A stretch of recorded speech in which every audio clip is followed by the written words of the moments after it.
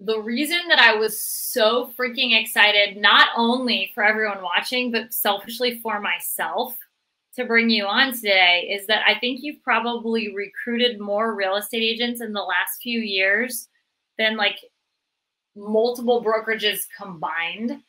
And I know how successful you've been. And I also know your personality, right? So you are you. And people are going to know exactly who you are. And so I think that there's so many people that try and be someone else when they're recruiting.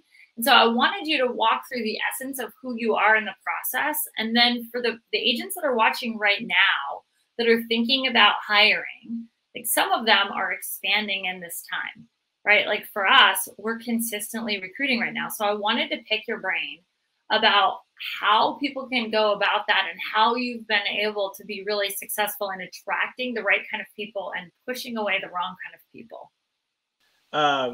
Yeah. So thanks for having me on first and foremost. I really appreciate it. So, yeah, to kind of answer some of your questions in regards to being yourself and recruiting the right agents and stuff like that, I think that the most important thing for me and for us is really making it about the agent. So what I mean by that is just asking a lot of questions about them, what their goals are, what their challenges are, not speaking about what your brokerage is about, right? Because I think that a lot of people, in my opinion, and some of the successes that we've had is just really understanding what their challenges are, because if they're going to sit down and have a meeting with you, obviously they're there for a reason, right? There's reasons why, that they have some issues and there's some kind of pain point that they're struggling with. And I think being versatile in those different situations and understanding the different types of personalities that you're dealing with is super important. So we also try to have a super relaxed atmosphere where, we kind of sit back in our chairs and body language and stuff like that, and really just kind of bring them in and ask the question, hey, thanks so much for coming in. Really appreciate the opportunity. What questions do you have? What questions can I answer for you? And how can we help you with you and your business? Hey, that's a great thought, but let me get to this question that I just got from one of my followers right to my phone. By the way, did you know you can text me at 703-215-1684? This is a new thing I've rolled out. I'm letting my listeners and people that subscribe and follow me on social media connect with me directly to my phone on text message. It's me answering them and responding. You can ask me anything about real estate, investing, business, whatever. Just text 703-215-1684 and I will respond to you. Sure. So just if I were to take the most important thing I heard from that, find their pain. Right? Because their pain is the path. If you really understand their heart and where their pain is, then it is all about them. And then you're figuring out how you can solve their problems that are unique to them. I think it's the same as a salesperson that sucks at their job. That's like, let me tell you what I can do for you, or let me tell you why this car is like right for you. To me, I'm such a salesperson that like turns me off to my core. I'm like, you're not listening to me. I don't give a shit about those tires or rims or whatever it is. Like, I care if there's this feature. I care how the phone system works with the navigation, right? Like, so for the agents, it's the same. So I love that you pointed that out. It's about how you listen and how you solve problems. And for the people out there that are looking, how do you guys circulate the information that you're hiring to attract the right people to apply? Because I think some people just don't know how to go about that. In terms of kind of what the type of agent that you're looking for in terms of qualifications and things of that nature, is that kind of what you mean by that? No, I mean, like, where do you post the job ads? Like, how do you attract the people? Because knowing that you know how to handle it when the right person comes in, if we just take a step back before they come in, how do we get them?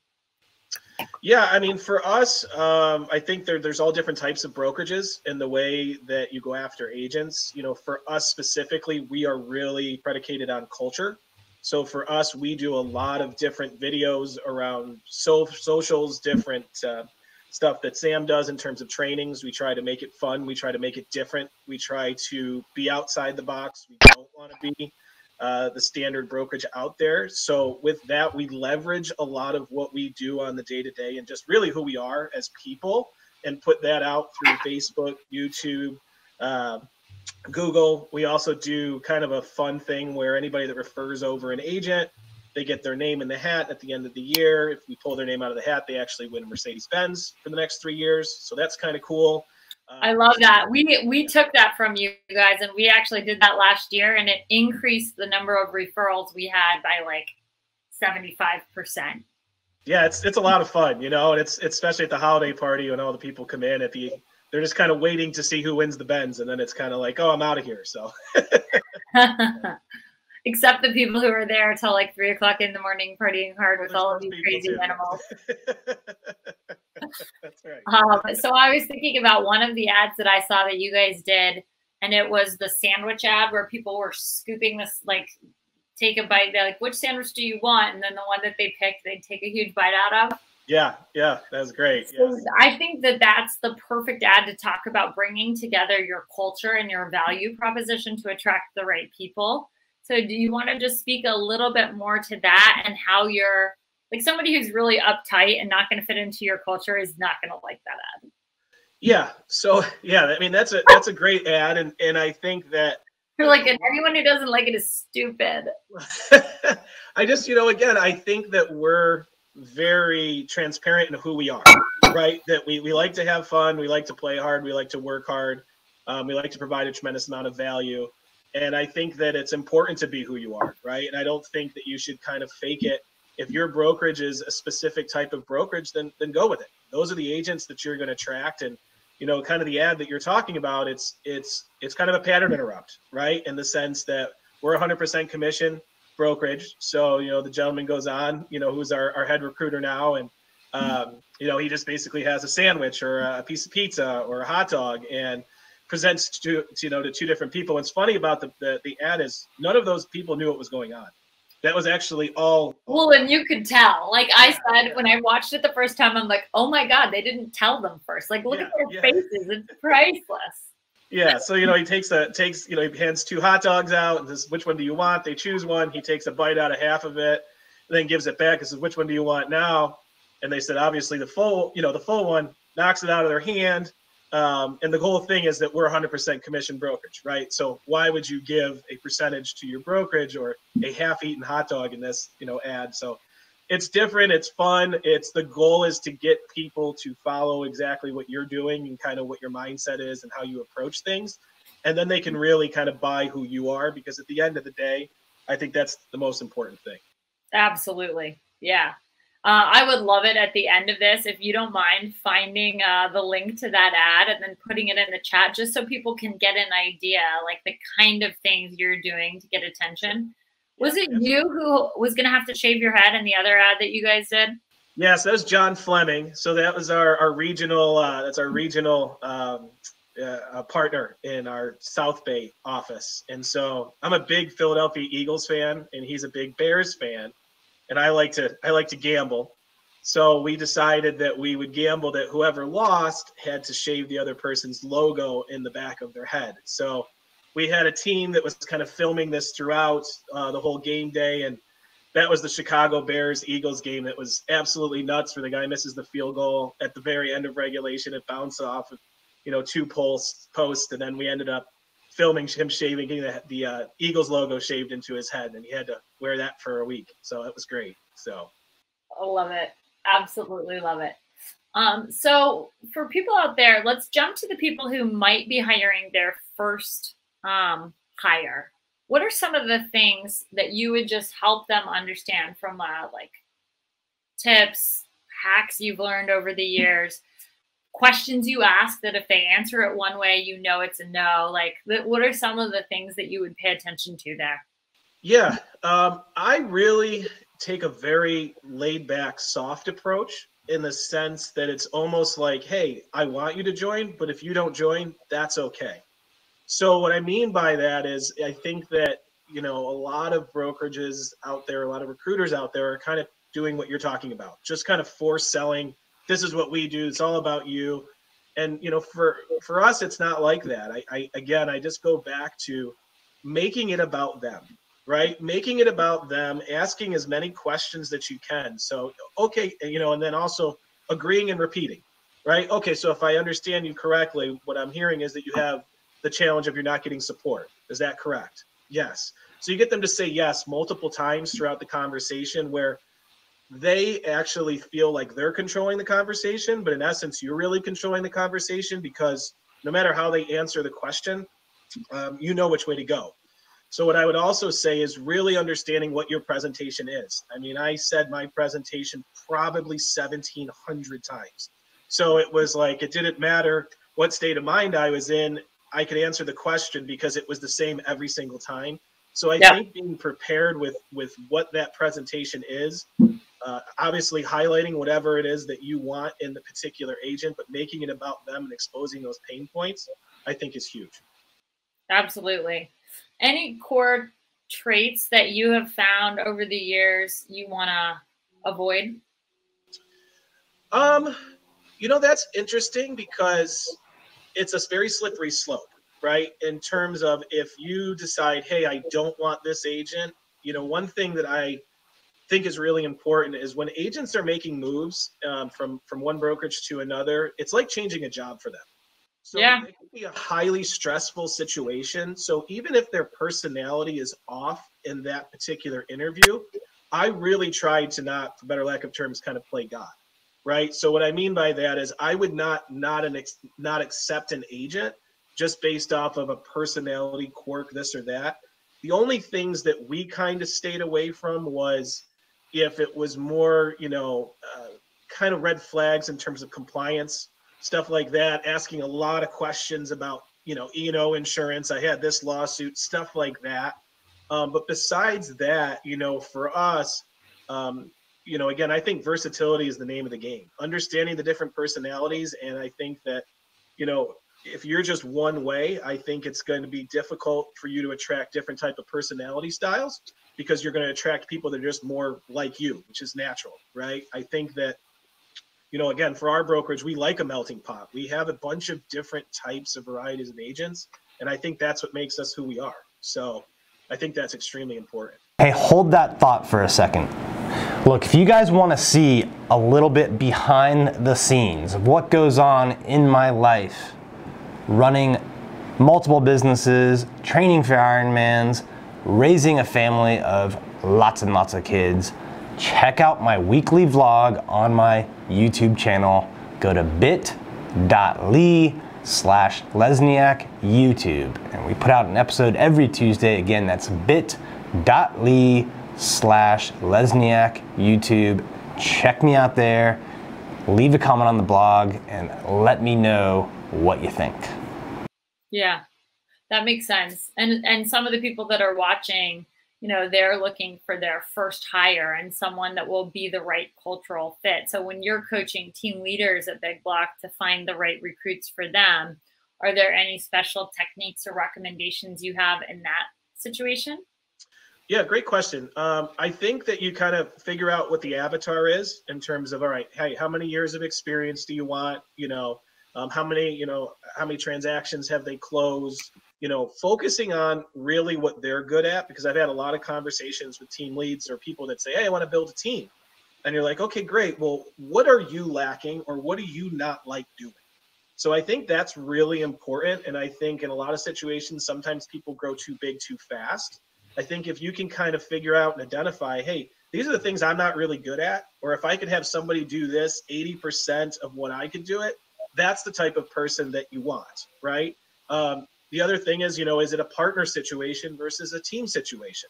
Are you identifying that you just want a listing agent, you just want a buying agent?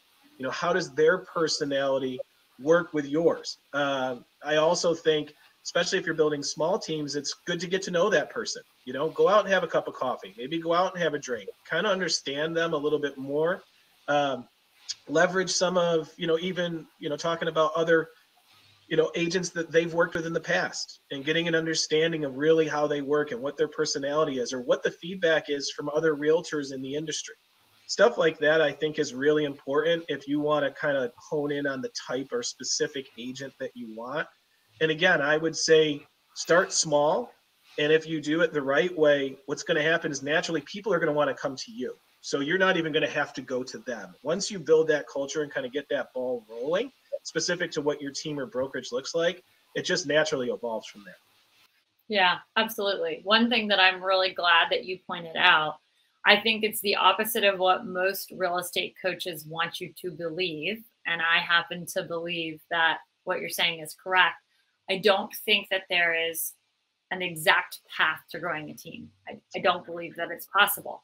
I think that you as the individual team leader have strengths and weaknesses. And so in order to make the right hires and have the right growth strategy, the first thing you need to do is look within, and you need to analyze where your talents are best serving the growth, right? So for some of the team leaders out there, you guys are going to be incredible at phone conversion, and that's going to supply tons of people with leads and opportunities, and you're going to stay in that lane. For me, that was not my strength. That was like my ultimate weakness. And so I needed to scale a huge ISA team to be able to evolve and grow. So if we both picked the same path, if I went down your path and tried to be the #1 converter, which is what my coach told me I had to be successful. If I tried to be the phone sales converter, I probably would be selling yachts right now or doing something else because I wouldn't have made it. But thankfully, I realized, okay, that this is not my strength. And so if I try and do what he's telling me, it's not going to work for me and I have to go my own direction. So what I would say for people out there is like, make the list of all of the responsibilities in the job and circle the ones that you really don't love doing or you're not good at doing. And that's how you develop your first job description to hire somebody. And by the way, when you have 80 people like I have, the way that you determine the next hire is by looking at everybody's responsibilities and doing the same exercise and moving people towards their strength and away from their weakness. And most of the time, people don't like doing what they're not good at. It's easier to say, I don't like doing this than I'm not good at it. So I always start with what they enjoy.